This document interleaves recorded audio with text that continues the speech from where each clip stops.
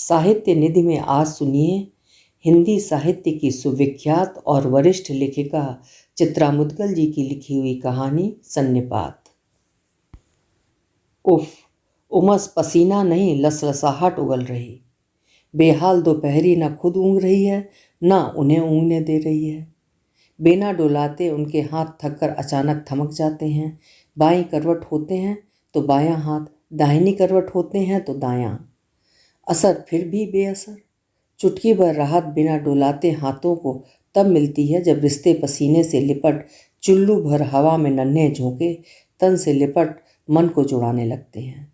उन्हें उन पलों में महसूस होता है जैसे वो किसी पराए कमरे में नहीं, अपने वातानुकूलित कमरे में आराम कर रहे हों।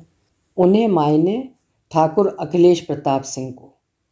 भ्रम ही सही, मगर भ्रम खासे रसीले हठीले होते हैं। जब भी होते हैं तर्क की मक्की की नाक पर बैठने की कोशिश को उड़ाए दुरियाए रखते हैं। छाती पर धरे न कटते सिल जैसे समय की सुई को थोड़ा आगे ठेल देते हैं।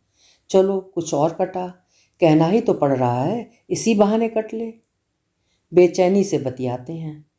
लड़कइयापन से निवाड़ के पलंग पर सोने की जो आदत उनकी पड़ी है वो धमनियों की धबधबाहट हो गई, बनी रही, और उसे बनाए रखने का सुख जीवन के प्रत्येक पड़ाव पर उन्होंने खोना भी नहीं चाहा। वही ढीठ आदत लोहे के इस फोल्डिंग पलंग से समझौता नहीं कर पा रही। अजीब जब रही है। नींद कभी तो आए। उन्हें समझ में नहीं आ रहा कि निवाड़ का पलंग छोड़ जब उन्होंने स्वयं सस्ते से लोहे के पलंग पर सोने का निर्णय कर लिया तो फिर उनकी आदत उनसे बगावत क्यों कर रही है। आज तक रिकॉर्ड बना हुआ है, जब भी उन्होंने सोचा दिन हो या रात बहुत जग लिए, अब उन्हें सो जाना चाहिए, तो पलंग पर गिरते ही नींद उनकी आंखों में आ दुबकी। खुली तो जिस समय उन्होंने उठने की सोची खुल गई। न अलार्म लगाने की ज़रूरत, न किसी से ये कहने की कि उन्हें सुबह फला फला समय चाय देकर जगा दिया जाए। माना कि उनकी चली आ रही आदत को, शानदार निवाड़ के पलंग को छोड़ लोहे के फोल्डिंग पलंग पर सोने की मजबूरी झेलनी पड़ रही है, तो क्या हुआ? पड़ रही है तो पड़ रही है। वो उनकी मर्जी के विरुद्ध कैसे जा सकती है? उन्हें भी बहुत कुछ अकर रहा है। दोपहरी हो या रात, विश्राम या सोने के लिए जैसे ही लेटते हैं, फोल्डिंग पलंग पर आहिस्ता से लेटने के बावजूद भूचाल सा आ जाता है कमरे में। करवट चाहे वो जिस आहिस्ता से करें, भूचाल को खबर हो ही जाती है कि उसे आना है। कहीं वजन तो नहीं बढ़ गया उनका? बिना खाए तो रहेंगे नहीं, लेकिन पेट भरने की लाचारी भरे उपक्रम को पौष्टिक भोजन कर पाना तो कहेंगे नहीं।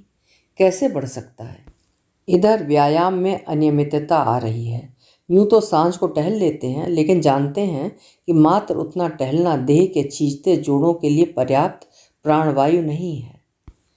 यहाँ आए रहने से तो 3 रोज तक देसी के चलते पाखाने ने भी उनसे ठन ठन ठान ली थी। बैठ गए तो उठने की दिक्कत। दीवार और गंदे फर्श का टेका लेकर 3-4 बार भरभराने की सीमा तक पहुँचने के बाद स्वयं को किसी प्रकार साध कर वो उठ पाए। इवाकोल और स्टूल सॉफ्टनर दोनों वक्त खाकर तो चौथी सांझ को उन्हें कुछ राहत मिली। पाखाने की दिक्कत को लेकर मकान मालिक से उनकी बात हुई। उनकी परेशानी उनकी समझ में आई। उस सांझ एक कारपेंटर को भेजकर उन्होंने पाखाने की दाईं बाईं दीवार पर लकड़ी की 2 मूठें ठुकवा दी। मूठों से कोई ज़्यादा सहूलियत नहीं महसूस हुई उन्हें।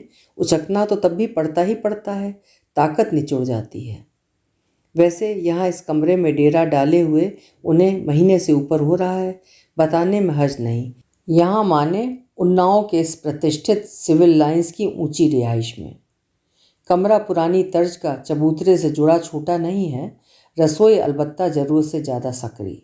नहान घर और पाखाना घोर पुराने चलन का, वो भी कमरे के 20-25 कदम पिछवाड़े। रात बिरात उन्हें लघुशंका की खातिर ऊंची घास फूस मझाते हुए जाना पड़ता है। आदत नहीं है जहाँ तहाँ खड़े हो लें। सांप बिच्छी के डर से जी ऊपर से धुकपुकाता है। मजबूत जी अंधेरे से भी भयभीत नहीं होता, घास फूस से डरता है। टॉर्च की वृत्ताकार तीखी रोशनी गुथी सघन घास के तलछट को भी भेद नहीं पाती। दाहिने हाथ ने थोड़ा सुस्ताना चाहा। बेना डुडुर डुडुर डोलने लगा। क्षणांश जबरन मूंद रखी आंखें खोल उन्होंने छत पर स्थिर पंखे की ओर देखा। बिजली अब तक नहीं आई। लखनऊ और उन्नाव में कुछ तो फर्क होगा। राजधानी चाहे प्रदेश की हो या केंद्र की, शिकायत फिजूल है। अनुमान है उनका, आलीशान अन्नपूर्णा भवन का पिछला ये हिस्सा एक समय कोठी के नौकर चाकरों का रहा होगा। बढ़ती महंगाई के तोड़ के रूप में इस्तेमाल करने की बाध्यता ने ही मकान मालिक को इस कमरे को किराए पर चढ़ाने के लिए मजबूर किया होगा। ठीक है, ख्याल गलत नहीं है, मगर किराएदार की बुनियादी सहूलियतों को ध्यान में रखकर कुछ तब्दीलियां उन्हें पहले करवा लेनी चाहिए थीं। नौकरों के कमरे में रहने वाले वो उनके नौकर तो हैं नहीं। वो ऐसा सोच भी कैसे सकते हैं? इनकी तनी हुई मूछों को देख कर ही उन्हें समझ लेना चाहिए था कि वो किराए पर कमरा किसी ऐरे गहरे को नहीं उठा रहे। लखनऊ में उन्होंने अपनी गोमती नगर वाली कोठी में इस बात का विशेष ख्याल रखा था कि कोठी के तल के प्रत्येक कमरे में नहान घर और पाखाना जुड़ा हुआ हो। पाखाना वो भी आधुनिकतम कमोड सिस्टम वाला। कोठी बनवाने से पहले पत्र पत्रिकाओं के विज्ञापनों में वो जहाँ कहीं भी आधुनिक नहान घर और पाखानों का विज्ञापन देखते, ठिठक कर उसे गौर से देखने लगते। श्श, कोई मक्खी गाल पर आ बैठी। बेने के डंडे से उन्होंने उसे उड़ाया। तुलना उचित नहीं, होने लगती है स्वतः तो वे कर भी क्या सकते हैं। गांव जाने के नाम पर उत्साह से उतरा आने के बावजूद एक यही अड़चन सदैव उन्हें अनमना करती रहती है। मंगलू के आने का समय अभी नहीं हुआ है। शायद तपन से निजात दिलाने के लिए मंगलू ही ये बेना खरीद लाया था उनके लिए। गांव में आमा पानी भरे कठौते में बेना भिगो कर डोलाती थी। ठंडी हवा फेंकता था बेना कठौते में भीग कर। डुग डुग डुग डुग डुग डुग डुग डुग। उनका दाहिना हाथ थमक गया बेना डोलाते। कोई ताल आई है कानों में, धीमी दूर से। यहाँ लय और ताल एक दूसरे में समाये हुए, मगर यहाँ मदारी आया है उनकी गली में। बंदर बंदरिया का खेल गली में ही तो जमता है। बंदरिया रूठ सकती है अपने दूल्हे से, दुल्हनें नहीं रूठ सकती घरों में अपने दूल्हों से, नाटक ही सही। बंदरिया सा साहस दुल्हनों में कहाँ भाता है। खेल खेल में तमाशा, तमाशे में दुस्साहस, मना कर देती है दूल्हे के संग जाने से।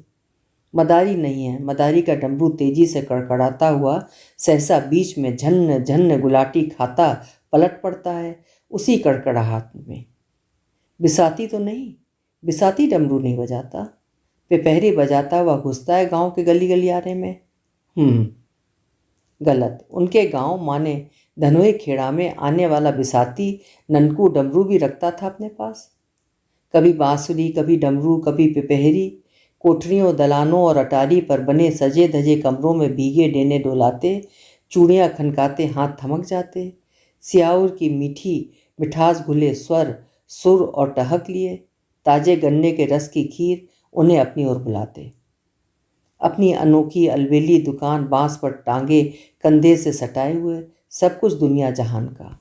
दुल्हनों और किशोरियों के लिए रंगीन फुदनों वाले सूती रेशमी चुटीले, झल झल झलकारे मारती कांच की टिकुलियाँ, राल की डिबियाँ, लहराते बालों की उड़नछू होने को व्याकुल लटों को नस लेने वाले प्लास्टिक की चुट से बंद होने वाली क्लिपें, लाल मछली सी, पीली काली तितली सी, ढीले पायजामों वाले छोनों को लुभाते आँखों के रंगीन चश्मे, गेंदे, गुब्बारे, कंचे, पिपहरी, बांसुरी, कैंची, सुई, धागे।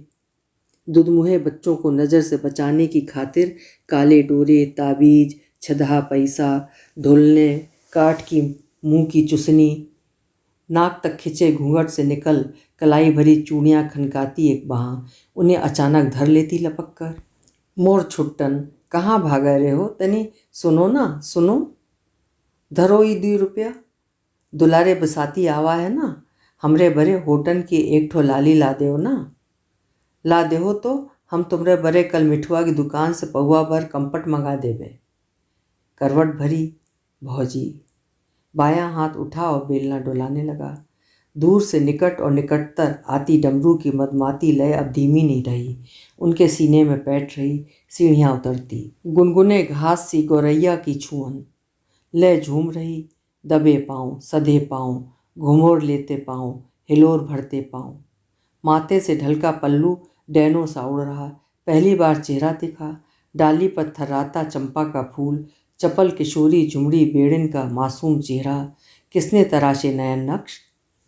बच के संवरिया मोरे बच के संवरिया, मोर लागी नजरिया, मोर लहंगा न डसले तोहे बनके नगनिया, तनी बच के संवरिया। महसूस हुआ सहसा बिना डोलाता बायां कंधा दुखने लगा है। बाईं करवट ज़्यादा देर लेट भी नहीं पाते। बुढ़ापे की ओर बढ़ती देह में बायां कंधा कुछ ज़्यादा जल्दी ही बुढ़ा गया लगा उन्हें। फिजियोथेरेपिस्ट डॉक्टर फैजा ने चुटकी भरी थी। सिंह साहब, अब मान भी लीजिए कि एज फैक्टर के अपने रंग होते हैं। 3 रोज पहले गांव गए थे, सोच कर गए थे और किशोर सेवक मंगलू से कहकर गए थे कि मन ना उठता तो 2-4 रोज उनका गांव में रहने का इरादा है। हुड़क मच रही है, जाने क्यों। यूँ तो जब भी लखनऊ से गांव की ओर निकलते अपनी चहेती सेंट्रो लेकर निकलते। यातायात के निरंतर बढ़ते दबाव के बावजूद लखनऊ के भीतर स्वयं ही गाड़ी चलाते। हजरतगंज में चाहे चौधरी की मलाई की गिलोरियाँ खाने की इच्छा हो या टुंडा के कबाब। गांव बहुत दूर न होने के बावजूद अकेले गाड़ी ले जाने में सदैव हिचकिचाते। ऐसा नहीं कि वहाँ तक गाड़ी चला नहीं सकते थे, दरअसल हिचकिचाहट थी इस बात की कि वो गांव घर को दर्शाना नहीं चाहते थे कि भले वो नौकरी करते रहे हैं सरकारी, मगर रहते हैं अपनी शान से। जो भी हो, अपने गांव वो बिना ड्राइवर के कभी नहीं गए। बिना महावत के हाथी पाल सकता है कोई रईस। लखनऊ से उन्नाव पहुंचने में कम से कम घंटा भर तो लग जाता। उन्नाव से गांव धनोई खेड़ा पहुंचने में लगभग 1.5 घंटे से कुछ ऊपर। अचलगंज और बारा होते हुए निकलना होता है। सड़क सीधी है, बहुत चौड़ी नहीं है तो सकरी भी नहीं। एकाध जगह जमकर मरम्मत मांगती है, गनीमत समझो। पुराने दिन याद आते हैं तो जूड़ी चढ़ती है। इतनी उन्नति कम है। दिलावर उनकी सरकारी गाड़ी चलाता था। अवकाश प्राप्ति के उपरांत दिलावर ने निश्चय कर लिया था वो कुशल ड्राइवर होने के बावजूद किसी की निजी गाड़ी नहीं चलाएगा। टैक्सी स्टैंड की टैक्सियां चलाएगा, शहर के बाहर की सैर करेगा, देश के अदेखे कोने देखेगा। हाँ, बाबूजी की बात जुदा है। गाड़ी लंबी ना सही उनकी तो क्या हुआ, दिल बड़ा है उनका, इतना कि 4 लखनऊ समा जाएं। जब भी बाबूजी को ज़रूरत होगी उसकी, और जितने दिनों की होगी, वो उन्हें मना कर सकता है क्या कभी। दिलावर की ज़रूरत उन्हें गांव जाने के समय पड़ती। मुंह अंधेरे निकलते कि पौ पुन्नाव में फटे। साथ अपनी राइफल रखना ना भूलते। ज़रूरत ना भी पड़े उसकी, मगर उसका साथ होना ज़रूरी होता। साथ चलती रहती रह रह कांख गुदगुदाती बिना महुआ कंठ के उतारे महुए की मादकता में डूबी दिलावर की लंतरानियाँ। 2 स्पष्ट मांगें होती दिलावर की उनसे। मौसम हुआ तो गुल्लू मतलब महुआ के फल की लजीज सब्जी बनवाकर खिलवा दें गांव वाली बड़ी मलकिन से। रात ठहरने का इरादा न बने तो लौटती बेर गाड़ी चलाते हुए अंग्रेजी के घूंट भरने की इजाज़त दे दें। बाबूजी जानते हैं, गला तर होते ही स्टीयरिंग पर उसकी पकड़ अधिक चौकन्नी होती है। लौटती बेर दिलावर एक और ज़रूरी काम को अंजाम देने से न चूकता। गांव का क्षेत्रफल पार करते ही सहसा गाड़ी को कटरी की ओर मोड़ देता। झुमरी के दरवाजे वो जा नहीं सकते थे। झुमरी समझती थी इस बात को। उन्हें भैरव सिंह के विशाल बाग के पिछवाड़े वाले बरगद की आड़ में उतार कर वो गाड़ी से झुमरी को उनके पास ले आता।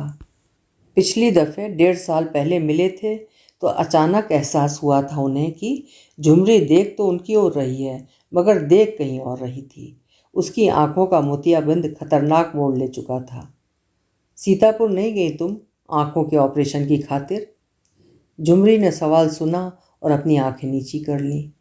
पूछ रहे हैं हम तुमसे कुछ।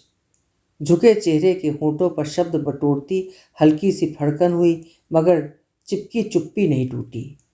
बोलो झुमरी, आंखों का ऑपरेशन निहायत ज़रूरी है तुम्हारे लिए, लापरवाही ठीक नहीं। होंठों पर अब की ओस की कुछ बूंदें आकर ठहर गई और दिखी उन्हें। झुमरी रो क्यों रही? पूछ रहे हैं हम तुमसे कुछ। मौन खला, अधीर हो आए वो। समय नहीं है हमारे पास झुमरी, सूर्यास्त से पहले पहले हमारा उन्नाव पहुंचना जरूरी है। असर हुआ। होंठ अब की फड़के तो खुले, ठिठके वापस खुले। बालों में सफ़ेदी उतर रही, मगर नमकीन मासूमियत ठीक वैसी ही है जैसी पहले पहल उन्हें दिखी थी। पिछले कई बार से बस उन्हें उसकी नाक में झूलती बुलाक नहीं दिखी। जो उसके बोलने के लिए आतुर होठों के खुलते ही सिहर उठती थी। जाए वाले रहीन सीतापुर आखिन के अस्पताल, रुपया जो दई गए रहे 5,000 खर्च पानी के बरे, संजो के धरे रहीन। उतरत पूस अचानक रमुआ की तबीयत बिगड़ गई। 3-4 खून की उल्टी बह, फिर चुप्पी। चुप्पी पिघल रही, चुप्पी साधे। गालों से रपटते ओस की बूंद होंठ पर ठहरी हुई बूंद में आकर गुम हो गई, गुम हो रही थी। मन किया था सदैव की भांति आगे बढ़कर बूंदों को अपने होठों से छू लें। उनके होंठ डांटेंगे जरूर उन बूंदों को। बुला क्यों बेच दी, हमें काहे नहीं खबर करवाई झुमरी। अब कैसा है रमुआ? डॉक्टर कहीं न टीबी है रमुआ का, उन्नाव लेके जाओ इलाज करवाओ। गई? गए मालिक। नास कटौनो धोखा देगा, महतारी का छाण भगवान के पास चलेगा। मालिक हम काहे जिंदा हन। झुमरी उनकी छाती पर भरभरा गई थी। मालिक झुमरी का दूसर रमुआ दे दो, आसरा चाहिए, कहीं के आसरे जिंदगी का अटक। घुरुर घुरुर छत पर पंखा डोला। शायद 2 हिस्से में कटी पड़ी देह ने एक जोड़ी आंखें खोली। बिजली आ गई।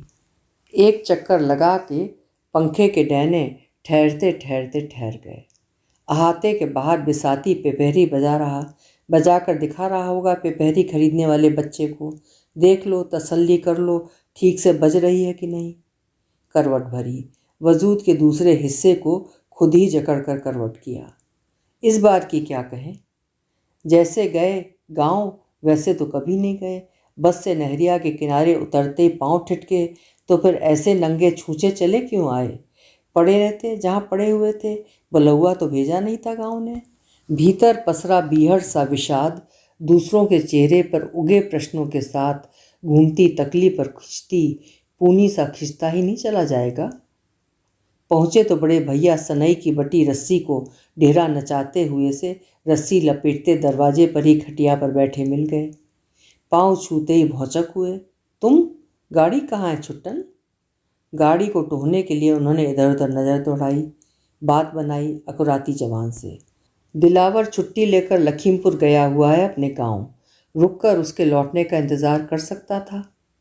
फिर मन किया कि बात उठी है मन में कि घर चला जाए तो निकलने में दिक्कत कैसी, ना सही गाड़ी। कह तो गए झूठ पर, डरे कहीं बड़े भैया पलट कर ये ना कह दें कि कभी कभार फ़ोन पर भी हालचाल ले दे दिया करो। माँ ने मन बना था तो फ़ोन पर इतला भर कर देते, जीप लेकर कोई बस स्टैंड पहुंच जाता। बड़े भैया ने पलटकर ऐसा कोई सवाल नहीं किया, बल्कि फूटी परम प्रसन्नता उनकी मरोड़ी मूँछों तक फैल गई। रस्सी बटना उन्होंने रोक दिया। खाली समय का उपक्रम है ये उनका। आ गए हो तो रुको कुछ रोज छुट्टन, अच्छी ही है। गाड़ी लेकर नहीं आए वरना धैया छूट कर भागते। तुम्हारे टिकने का इंतजाम भी हो रहा है, सलाह करनी है तुमसे। इरादा है बाहर वाले बंगले में देसी के बगल में तुम्हारी खातिर एक विदेशी टट्टी बनवा दें। क्या कहते हैं उसे? ओढ़ी खुशी फूटी और लहकी। कमोड। हाँ हाँ वही। दरअसल छुट्टन चलते पानी की समस्या हो रही है, उसका भी समाधान खोज लिया जाएगा। वो सगवर वाले विक्रमादित्य सिंह को जानते हो तुम? पिछले दिनों अपने यहाँ उन्होंने बनवाई है विदेशी टट्टी। बात हुई है उनसे, बता रहे थे कानपुर की कोई प्रतिष्ठित हार्डवेयर की दुकान है जो पूरे काम का ठेका ले लेती है। क्या सोचते हो तुम? ठीक सोच रहे हैं आप, ज़रूरत है। टट्टी बन जाए वैसी तो वो गांव आकर रह सकते हैं, जो उन्होंने कभी नहीं सोचा। तो कल ही बात करता हूँ विक्रमादित्य से, ज़रूरत हुई तो 1 आध रोज में कानपुर हो आऊँगा। ओढ़ी लहक उदास निश्वास में बदल गई। गनीमत बड़े भैया को उनके लखनऊ छोड़ने की कोई भनक नहीं है। नहा धो लो। नहा धो के निकले हैं। सेवक रामोतार से बड़े भैया ने उनके चाय पानी की खबर भिजवा दी घर के भीतर। यानी बेटे अभय को उनकी कोई चिंता नहीं। एक रात वृद्ध पिता अचानक घर से गायब हो जाता है, घर पर कोई सूचना दिए बगैर, कोई पुर्जा लिखे बगैर। बंगले के गेट पर लगा हुआ ताला सुबह उन्हें खुला पड़ा हुआ मिला होगा। बहू हमेशा की भांति दूध वाले की घंटी बजने पर अपनी चाबी से गेट का ताला खोलने आई होगी और खुले पड़े ताले को देखकर चौंकी नहीं होगी। कोई तहकीकात नहीं। चाय आ गई, तुलसी अदरक की गाढ़ी चाय, स्वाद और गंध ही अलग। घर के दूध में चाय का रंग फूटता है। भौजी नहीं रही, घर के भीतर पांव देते जी खटबदाता है। अभय की अम्मा पूरब गांव वाली भौजी से पहले ही चल दी थी। 4 साल होने को आए। भौजी देवर नहीं बेटी विदा करती थी। खटोले चढ़ी बड़ी बहू को हिदायतें देती रहती। अनाज पानी से सेंटरों की छोटी सी डिक्की ठुस जाती। मटरहा आटा, कुम्हरौरी, मिथौरी, जौ का सत्तू, आम की सूखी फकियाँ, किलहा अचार मतलब समूचे आम का अचार, सरसों के तेल की पिपियाई, सूखा निमोना, आम पापड़, सिंघाड़े का आटा, रामधनी चावल और न जाने क्या क्या। चुग्गा है सब चुग्गा। साल भर चुगते रहिए। जमीन जायदाद में आपका कोई हिस्सा है, 1,00,000 1,50,000 आपके हिस्से का मुनाफा वो साल दर साल डकारते रहते हैं। नियत डोल चुकी है बड़े बप्पा की। उनकी चालाकी अभी समझ में नहीं आ रही आपके। जिस दिन पानी सिर से गुजर जाएगा गाल बजाते बैठे रहिएगा। खोलिए, समय रहते बंटवारे के लिए मुंह खोलिए। अभय की उद्दंडता पर खींच उठते। ये क्या बदतमीजी है अभय? जब भी गांव से लौटकर आता हूँ तुम यही बखेड़ा लेकर बैठ जाते हो। क्या कमी है तुम्हें? मुट्ठी भर जमीन में ऐसा कौन सा राजपाट छिपा हुआ है जिसे पाकर तुम रातों रात टाटा बिरला हो जाओगे? मेरे नाम से अलग से चक है। खतौनी नंबर पिछली बार मेरे मांगते ही बड़े भैया ने फौरन ला कर दे दिया था। बेझिझक। खोट होती उनके मन में तो आनाकानी करते ना। पूछते अचानक क्या ज़रूरत आन पड़ी खतौनी की। जाहिर सी बात है, तुम्हारी अक्ल में क्यों नहीं आता? हमारी ज़मीन है, हम जब चाहें तब उसे बेच सकते हैं। कौन रोकेगा हमें? एक और बात, मैं रहूं न रहूं, चक में तुम्हारा नाम मेरे वारिस के रूप में चढ़ा हुआ है। अभय की बिलबिलाहट फिर भी शांत ना होती। पलटवार करता। खेत रखकर करेंगे क्या? खेत में मैं जोतने से रहा, फिर खेती करनी होती तो ऊंची पढ़ाई करने आप स्वयं क्यों घर से बाहर निकले? खेती करते, गल्ला समेटते, आप घर से निकले तो निकले, मुझे भी आपने इंजीनियर बनाकर छोड़ा। बड़े पप्पा की तरह समझ बूझ कर चलते। विक्रम भैया को उन्होंने एग्रीकल्चर में एमए कराया कि नहीं कराया? मुझे क्यों अफसर बनाया? बोलिए। किसान बनाने का ख्वाब क्यों नहीं पाला? पढ़ा लिखा आदमी खेत नहीं जोत सकता? चलो नहीं पाला तो ठीक किया, लेकिन जमीन रखकर होगा क्या जो मेरे किसी काम की नहीं? माना पैतृक अचल संपत्ति है, कहीं जाएगी नहीं, मगर यह भी सच है संपत्ति से संपत्ति का विस्तार हो सकता है। एक और सच सुन लीजिए, भविष्य में खेती किसानों के हाथ नहीं रहेगी बप्पा, उद्योग का दर्जा हासिल करेगी। पूंजीपति ही खेती करवाएंगे, कोई नहीं छूटेगा समय की मार से। छोटे बड़े सभी किसानों को अपनी ज़मीनें बेचनी होंगी, चाहे न चाहे। चेतिए, यही उचित समय है। बड़े बप्पा से खुलकर बात कीजिए बंटवारे पर। स्वयं वो बात चलाने से रहे। सोने की मुर्गी के अंडों से कौन परहेज रखना चाहेगा? देखिए, ये सुनहरा मौका है। लखनऊ या लखनऊ के आसपास या नोएडा से लगा यमुना एक्सप्रेसवे हाईवे पर एक शानदार बड़ा फ्लैट खरीदा जा सकता है। एक से एक देसी विदेशी बिल्डर लाभदायी निवेश के लिए नई नई योजना लेकर आ रहे हैं। सुनकर वो विस्मित हुए। फ्लैट? हाँ, फ्लैट।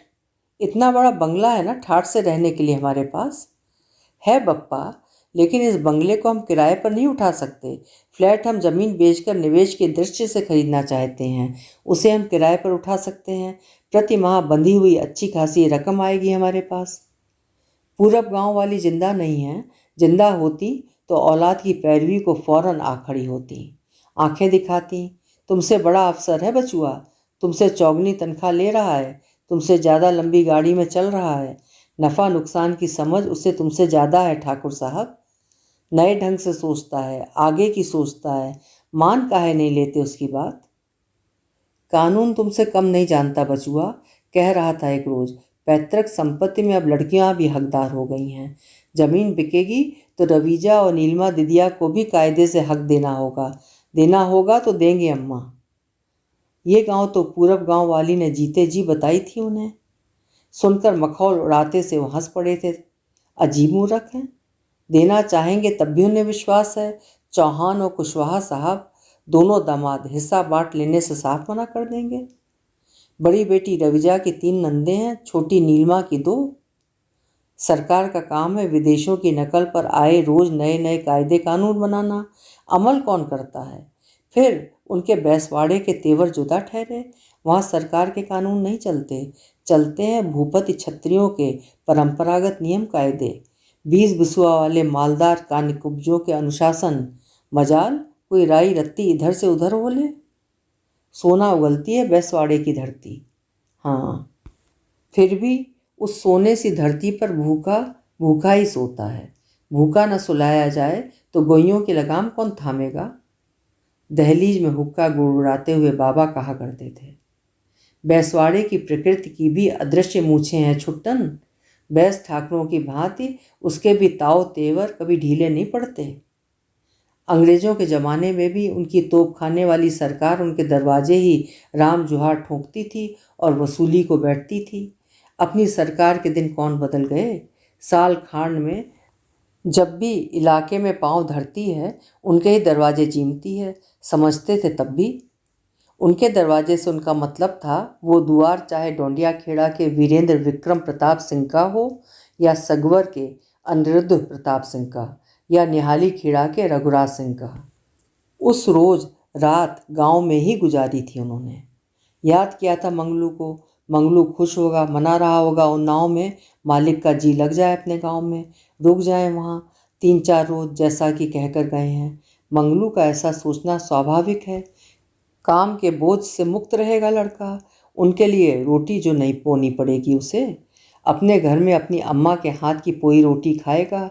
टाट के घर में रहता, ईंटों का चूल्हा है उसके घर। अम्मा ईंट गारा ढोती है ठेकेदारी में। ट्यूबवेल पर सोने का निश्चय किया था उन्होंने। बड़े भतीजे ने वहाँ पड़ी बाध की खटिया में मसहरी लगाने का इंतजाम कर दिया था। आग्रह करता था बार बार, चाचा बंगले में क्यों नहीं सो रहे? उन्होंने उसे आश्वस्त किया था, अपने खेतों के बीच सोने का सुख लेना चाहते हैं वे, जो कभी नहीं ले पाए। खाना भी वही मंगवा लिया था उन्होंने। दिन बीत गया था। कुछ पुराने साथियों की देहरी डोल आए थे। साथी तो नहीं थे मगर उनके बूढ़े माँ बाप से मुलाकात हो गई थी और उनके हालचाल मिल गए थे। वहाँ से निकले तो साथ आए बारी के बेटे रतुआ के संग अपने चक की ओर निकल लिए। उनके हिस्से के खेत कम नहीं थे। फसल खड़ी हिलोरें भर रही थी। इतने खेतों के बदले सिर्फ एक बड़ा फ्लैट, जिसे इनके पांव नापना चाहेंगे तो कुल 25 कदम में नाप लेंगे। नहीं याद कि अपने एक के बाद एक फैले खेतों की मेड़ों मेड़ वो कितने मिनट तक चलते रहे। चलते चलते थकने लगे थे। मात्र खेत ही उनके नहीं थे, खेतों के ऊपर तना हुआ उतना आसमान का टुकड़ा भी उनकी मिल्कियत था, बिना किसी लिखा पढ़ी के। बल्कि खेतों की सीमा तक वो सीमित नहीं था, असीमित था। सोचना तो होगा ही उन्हें कि जो पाएंगे उसके बदले वो कितना पाना होगा या पाकर कितना खोना। रतुआ से कहा था उन्होंने, उनकी खटिया को ट्यूबवेल वाले कमरे से निकाल कर बाहर बिछा दे। उन्हें नहीं पता कि वो कब सोए। इतना स्मरण है कि वो मच्छरदानी की छत से बड़ी देर तक आसमान के तारों की टिमटिमाहट को देखते रहे थे। नींद आ गई। शायद उन्होंने नींद से कहा था, आ जाओ अब मुझे सोना है। भारी होती पलकों ने उन्हें विस्मित किया था। इतने दिनों बाद नींद ने उनका कहना कैसे मान लिया, वो भी बाद की खटिया पर। सुबह नींद खुली तो उन्हें लगा भोर वैसी नहीं है जो उन्हें उस रोज गांव में रुकने के लिए बाध्य कर देती। टीकोजी चढ़ी गर्म चाय की केटली रामोतार घर से ले आया था। बड़ी बहू सलीके की है, सलोन की है, अमेठी से ही एमए किया है। परछन आदि हो जाने के उपरांत मुंह दिखाई के समय भौजी ने उन्हें बड़े भैया को मुंह दिखाई के लिए आंगन में बुलवाया था। छुट्टन टेंट ढीली करक पड़ी, का दहियो मुंह दिखाई में बड़के की दुल्हन को। आंखें बंद कर उन्होंने सोचने की मुद्रा अपनाई थी। अपनी सबसे प्रिय वस्तु लाओ निकालो। हम घूंघट उठाई था दुल्हन का। बिछी जाजिम पर गर्दन झुकाए बैठी दुल्हन को घेरे बैठी मेहरियों ने मुंह पर आंचल दे खुखुआते हुए एक दूसरे को कनखियों से देखा। पूरक गांव वाली की तिनक उनकी फुल्लौरी सी नाक पर आ दुबकी थी।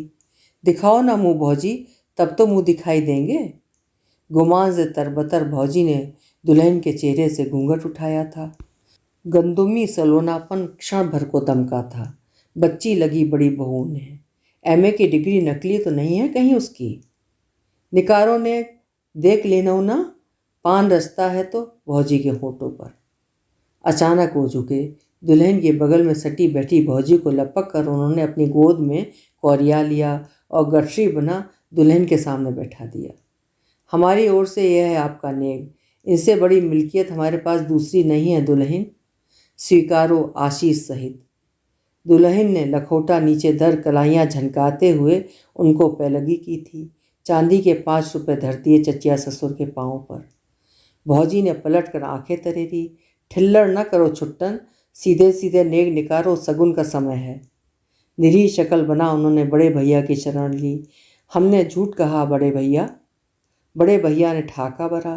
तुमने कोई झूठ नहीं कहा छुट्टन। भाई छुट्टन के नेक में हमारा भी नेक समझो। रामोतार को उन्होंने हिदायत दी थी। आध घंटे में नहा धोकर तैयार हुए जा रहे थे। बड़के की दुल्हन से कहना नाश्ते में दलिया बन जाए तो बेहतर है। काहे नहीं बन जाएगा मालिक। नाश्ता ख़त्म कर तैयार हो घर के दरवाजे पहुँचे थे। बड़े भैया कहीं जाने के लिए तैयार दिखे। अपना कार्यक्रम उन्हें बताना जरूरी लगा। सांझ को लखनऊ लौट जाना चाहते हैं हम। रामोतार बता रहा था 5 बजे की एक है बस। रुको ना, जल्दी क्या है, आते नहीं कि फ़ौरन लौटने के लिए फड़फड़ाने लगते हो। पूरब गांव वाली दुल्हन भी नहीं रही अब। बाल बच्चों की अपनी दुनिया है। लौट के दोपहरी भोजन साथ करेंगे। यहीं हलबल खेड़े तक जा रहे हैं। कलाई पलट घड़ी पर नज़र डाली उन्होंने। 1:45-2 तक लौट आएंगे। हैं? वो कुछ बोलने के लिए उद्यत हुए। बड़े भैया ठिठक गए। बोलो। नहीं नहीं, आप जीप ले जाएं। हम जीप नहीं ले जा रहे, एक आध जगह रुकते हुए जाना है। भट्टे पर नई ईंटें पारी जा रही हैं, वहाँ भी चक्कर लगाना है। चौकसी नहीं होती तो काम भी ढीले पड़ जाते हैं जनमजूर। खैर तुम बताओ। समय है तो हम सोच रहे हैं बड़े भैया कि कुछ पुराने मित्रों को देखाते। देखाओ, जीप में डीजल भरा हुआ है। हम बड़के से कह देते हैं भीतर से राइफल लाकर दे दे तुम्हें। रख लो गाड़ी में। सावधानी जरूरी है। जहाँ तुम जाना चाहते हो वहाँ तो और भी। चाहो तो राम अवतार को लिए जाओ साथ। भीतर चौंके थे वो। बड़े भैया ने कैसे अनुमान लगा लिया कि वो कहाँ जाना चाह रहे हैं। बड़के को राइफल निकाल लाने के लिए कहकर बड़े भैया मुड़ गए। कटरी से जुड़ा हुआ है झुमरी का गांव। जंगल अब भी जंगल है। हालांकि जिस हालत में रह रहे हैं सोच कर नहीं चले थे कि बिना सेंट्रो और दिलावर के वो गांव में होते हुए भी झुमरी के पास जा सकेंगे। हमेशा से निपटा चला आया नियम तोड़कर। रात सोने से पहले तारों की दूधिया टिमटिमाहट को निहारते जीते हुए लगा था कि इस मसहरी के भीतर झुमरी होती तो। सीने से दुबकी वो जिद ठान लेती, अभी वो नींद न बुलाएं, वो मालिक के गोड़ चापेगी। उम्र बीत गई, झुमरी के ठिकाने कभी नहीं गए। दिलावर उसके घर जाकर उसे गाड़ी में बैठा लाता था। रात रुकना हुआ तो रुकते थे पुरवा जाकर, मगर बड़े भैया से यही कहकर निकलते कि सांझ ही लौट रहे हैं लखनऊ।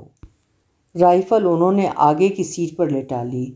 देह के पिछले निचले हिस्से को छू रही है। गाड़ी चलाते हुए कंधे पर टांगना मुश्किल है। रमुआ के आकस्मिक मृत्यु के बाद से चिंतित रहने लगे थे। झुमरी अकेली रह गई है। कुछ करना होगा। क्या कर सकते हैं? कुछ चीज़ें हैं जो न पूरब गांव वाली की जानकारी में थीं, न अभय और बहू की जानकारी में। नेशनल सेविंग सर्टिफिकेट्स की मियाद अगले माह पूरी होने को है। झुमरी का खाता उन्होंने चुपचाप गांव के बगल वाले पोस्ट ऑफिस में बरसों पूर्व खुलवाया था, अंगूठा लगवाकर। पोस्ट मास्टर जनरल विनोद उनका मित्र रहा है, स्कूल का सहपाठी। उचित अवसर देखकर वो कुछ न कुछ रकम उससे कहकर झुमरी के खाते में जमा करवाते रहते थे। विनोद हृदयाघात में चल बसा। हो रहे होंगे 1.5 वर्ष। विनोद को खोकर उन्हें महसूस हुआ था मित्र विहीन हो गए हैं वो। जब भी मिलते झुमरी को ऊपरी खर्च के लिए नगद थमा आते। 2.5 लाख रुपए यदि जमा करवा दें उसके नाम पोस्ट ऑफिस में तो 9% ब्याज मिलता रहेगा उसे।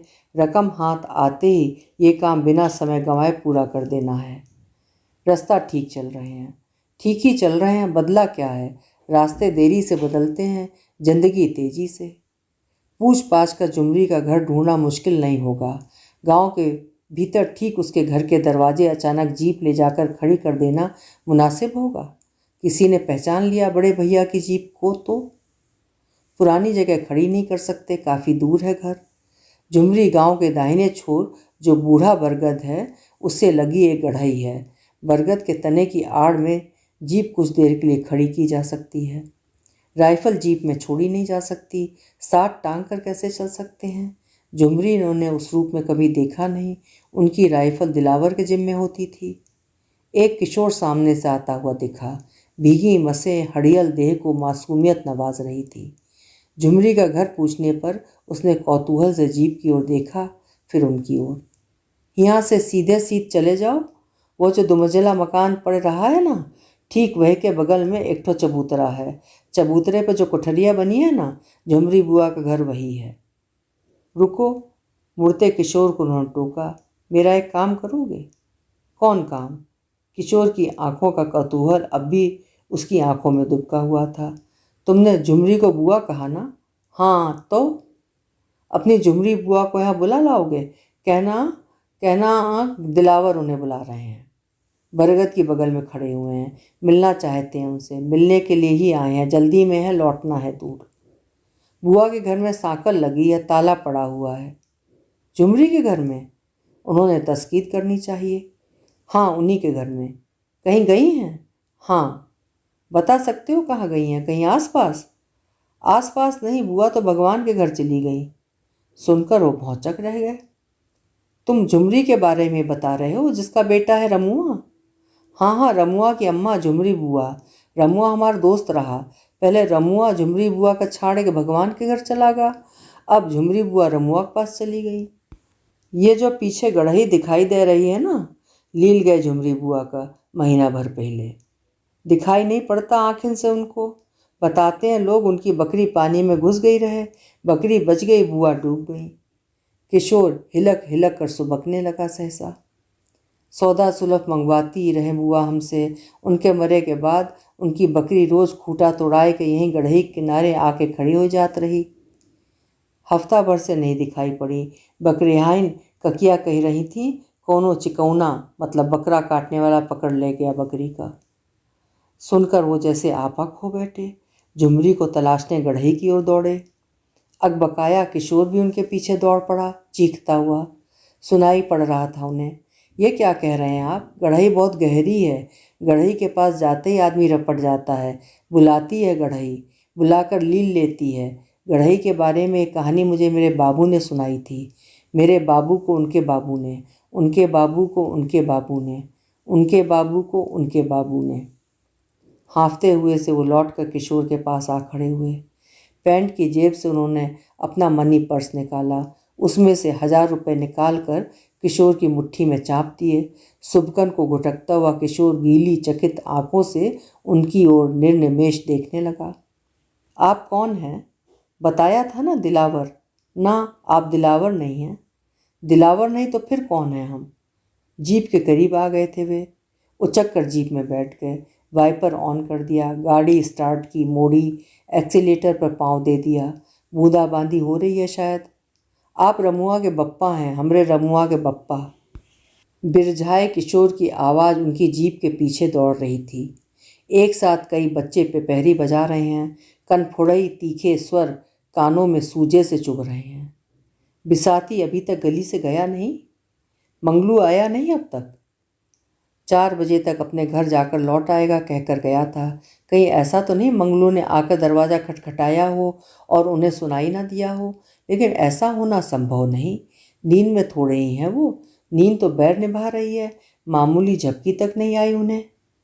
दोपहर का भोजन करा के फ़ौरन निकल गया था मंगलू।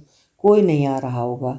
अपने नियम का पक्का है। सुबह 6:30 के करीब उसकी माँ उसे उनके दरवाजे छोड़ जाती है।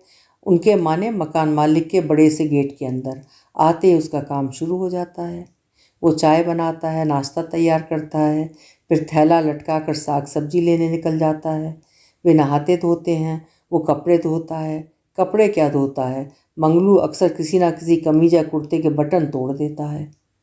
बिसाती के पास सुई धागा होगा? क्यों नहीं होगा, सब कुछ होगा। गांव में वो प्रत्येक ज़रूरत की चीज़ रखता है। सुई और धागा दोनों होंगे उसके पास। बटन ही नहीं टाकती सुई, जिंदगी के पैबंदों पर भी टाँके लगाने में माहिर है। उठें, गली में झांक आएँ, लेकिन जाएं चिगड़े मिगड़े पजामे कुर्ते में।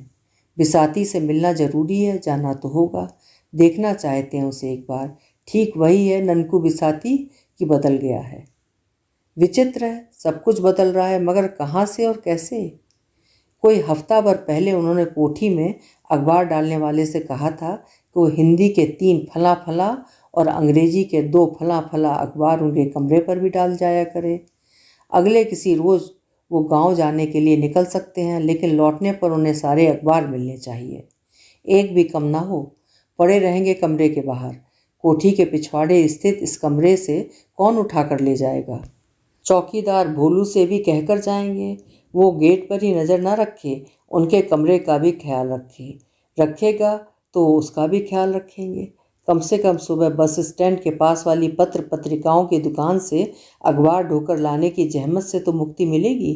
कभी जाने में देर तो हो जाती तो एकाध अखबारों की प्रतियां खत्म हो जाती थीं। दुकानदार चकित होता था। एक सवाल दागा था उसने, बाबूजी पत्रकार हैं? अकेले हैं, वो हंसे थे।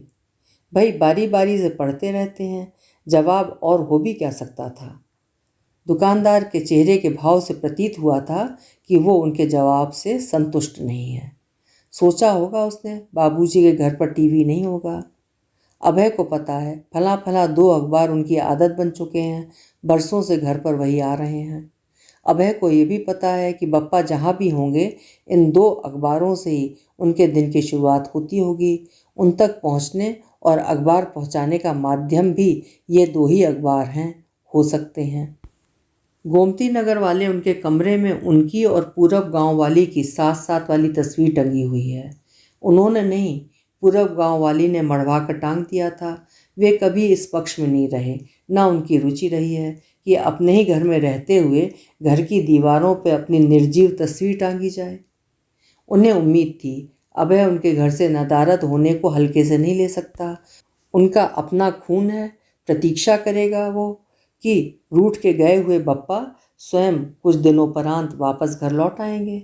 नादान नहीं है वो। देने को वो उनके घर छोड़ने के 2-4 रोज बाद ही पुलिस में गुमशुदगी की FIR दर्ज करा सकता था, गांव फ़ोन कर सकता था। उनकी आदत में शुमार अखबार में फ़ोटो प्रकाशित करवा कर उसे लौट आने का मनोहार कर सकता था। यही कारण है आदत में शुमार अखबारों के अलावा वो अन्य उन अखबारों को भी खरीद रहे हैं जिन्हें उन्होंने अपने कार्यालय से अभय को उठाकर लाते हुए देखा है। मुफ्त घर आने वाले अखबारों को भी वो पढ़ा करते थे। शायद अभय उनमें से किसी में उनके घर लौटाने के मनोहार का इश्तिहार दे दे तो उन तक उसकी सूचना तो पहुंचनी चाहिए ना। अपनी समझ और धैर्य से वो रोज़ सभी अखबारों के गुमशुदा कॉलम को एक बार नहीं कई कई बार देखते हैं और अनेक लोगों के बीच अपनी निर्जीव तस्वीर तलाशते हैं।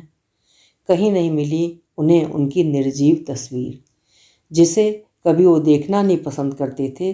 क्यों देखने का मन करता है अब उसी तस्वीर को? छोड़ आए घर तो छूट जाना चाहिए ना। कैसा अनहोना क्षण था, कल्पना नहीं की थी उन्होंने। दुस्साहसी हो उठे, सभी सीमाएं पार करता हुआ सोच भी कैसे सकते थे। उनकी निगाह कभी नहीं उठी बाबा की आंखों में आंखें डालने के लिए, न अपने बप्पा की आंखों की सीध में आंखें उठाने की। बड़े भैया के अदब में न कभी आवाज़ ऊंची हुई उनकी, न गर्दन सीधी। अभय ने थप्पड़ मारने के लिए उठी उनकी कलाई को उद्दंडता से कस लिया था अपनी मुट्ठी में। मुट्ठी कसती ही गई थी, जैसे उनकी कलाई ना हो गर्दन हो उसकी पकड़ में। जमीन जायदाद का मामला मेरे सामने सुलटाइए बप्पा, कई बार दोहरा चुका हूँ, ये आखिरी बार है, आखिरी बार। हमें सब मालूम है, सब कच्चा चिट्ठा। मरने से पहले अम्मा ने कुछ नहीं छिपाया, बताया आपने कोई अलग वसीयत बना रखी है। अम्मा ये भी बता गई हैं जिंदगी भर आप अपनी कमाई बेशर्मी से लुटाते रहे हैं उस बदजात बेड़न पर। पढ़ाया है उसके बेटे को आपने, घर बनवा कर दिया है उसे, ज़मीन खरीद कर दी है, पतुरिया मांग भरती रही है आपके नाम की। हिम्मत है और सुनने की? है तो सुनिए। अम्मा कहती थीं बंटवारे के लिए आप कभी राजी नहीं होंगे। बड़ी अम्मा के साथ आपके नाजायज़ संबंध रहे हैं। छी, मुंह देखना भी पाप है ऐसे कमीने बाप का। कलाई झटक कर वो आवेश से कांपते हुए अपनी अलमारी की ओर बढ़े थे, अपनी भरी हुई राइफल निकालने। सहते रहे, खामोश रहे, कोशिश करते रहे कि पूरब गांव वाली और उनके बीच उस सप्तपदी की आस सदैव बनी रहे। भले वो उसे कायम न रख पाए हों, मगर मगर मगर वो कहाँ कायम रख पाई थी। उन्होंने ये भी स्वीकारा था कि उनके साथ जबरई नहीं हुई थी। पूरा गांव वाली के स्वीकारने के बावजूद उन्होंने उनसे वादा किया था, बहकता मर्द ही नहीं है, बहकती औरत भी है। दोनों अपनी कुल मर्यादाओं और दायित्वों का पालन करेंगे। उनके संशय के बावजूद वो उन्हें कभी नहीं छोड़ेंगे। घर की देहरी के लिए भी लक्ष्मण रेखा होगी। रमुआ के बाद उन्होंने उस वचन को निभाया। लगातार अपने से झूठ बोलते रहे, सोचकर कि झूठ को सच बना लेंगे एक रोज। आदत पड़ जाएगी झूठ से सच बने सच की। आदत पड़ गई है। उनका विद्रोही चेतन अनुकूलित होता रहा है और पाया ठाकुर अखिलेश प्रताप सिंह ने कि वो उन तिल तिल तोड़ने वाले जीवन के काले पृष्ठों को दफन कर चुके हैं, बल्कि दफन हो गए हैं स्वयं। झुमरी से कहा भी था उन्होंने, काश तुम्हारे लिए मेरे पास कोई नितांत अपना ठौर ठिकाना होता, घर होता मेरा अपना, सिर्फ अपना, जहाँ मैं तुम्हें रख सकता। वो घर जो मेरा घर कहलाता है सिर्फ मेरा नहीं है। कहते हैं झुमरी, मर्द को उसकी सत्ता से पुत्र के रूप में से वारिस देने वाली स्त्री ही बेदखल करती है। आज मैं बेदखल हो गया, कर दिया गया। हाँ, उस पराये खून से। शायद मैं गलत कह गया। जिसे मान लिया गया वो पराया कैसे हुआ? ट्रिगर पर किसने उनकी थर्राती कलाई धर ली थी? अभय तो दीवार से चिपका हुआ आसन्न मृत्यु की कल्पना से अवसन्न दांत नीचे अडोल खड़ा हुआ था उनके सामने। राइफल नीचे करिए मालिक, काहे अनर्थ को न्योत रहे? अपने माने हुए से मुकर रहे। नहीं मुकर सकते आप। चेत में आइए मालिक, चेत में। झन झन झन झन डफली बजा रहा बिसाती। खरीदने वाले को बजा कर दिखा रहा होगा, फिर दिखाना पड़ता है उसे। थिरक रहा है क्या वो स्वयं डफली की थाप पर? कहाँ भटक रहे हैं वो? सुई धागा लेना है उन्हें उससे, बटन टाँकने के लिए। नहीं तो कपड़े पहन नहीं पाएंगे। कम कपड़े हैं उनके पास। कुछ नए खरीदे थे यहाँ उन्नाव आकर। मंगलू आया नहीं, चाय का समय हो रहा। छत पर पंखे के डैने घूमने लगे हैं। बिजली आ गई। तेज चल रहा है पंखा, फुल पर है शायद रेगुलेटर। उठकर कम करना होगा। उसी रात लखनऊ से निकल लिए थे, अपनी अस्थिरता से भयभीत, अनर्थ से भयाक्रांत। क्रोध कहीं मदांध हो उठा फिर तो? निकलने से पूर्व भरी राइफल के कारतूस अलग कर दिए थे उन्होंने, बल्कि कारतूसों का पैकेट रख लिया था अपने साथ, किसी गटर के हवाले कर देंगे।